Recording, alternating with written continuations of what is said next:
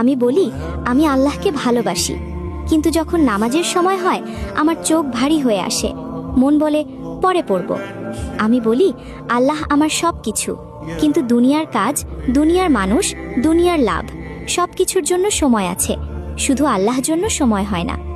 আমি বলি আমি মুসলিম, কিন্তু কুরআন খুলতে আমার অলসতা লাগে, আর ফোন খুলতে 1 সেকেন্ডও দেরি হয় না।